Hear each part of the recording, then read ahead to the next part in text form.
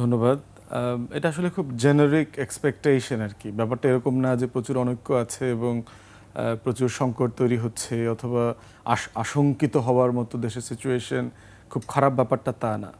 এটা একটা জেনারিক টার্মে বলা হচ্ছে এই ধরনের সিচুয়েশন যেন সামনে না তৈরি হয়, এই আচরণটা যেন রাজনৈতিক দলগুলো করে এখন থেকে।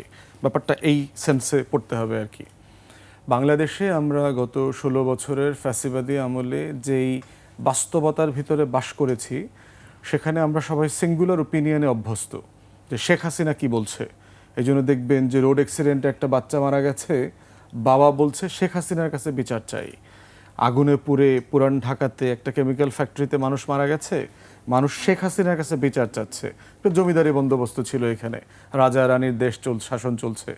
সেখানে গণভবন কি বলছে, কালো কোট পরা শত শত পেঙ্গুইনরা কি বলছে, অবৈধ সংসদ যারা দখল করেছিল।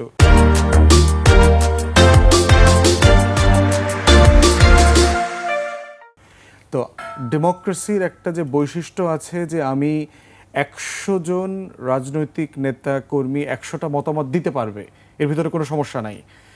ইস্যু হচ্ছে আপনি এটা যৌক্তিকতা তুলে ধরতে পারছেন কিনা, এবং এই মতামত দেওয়ার পরে আবার সময় আসতে পারে ২ সপ্তাহ ২ মাস পরে আপনি আবার মত পরিবর্তন করবেন, কারণ নতুন ইনফরমেশন আসছে, নতুন এভিডেন্স আসছে।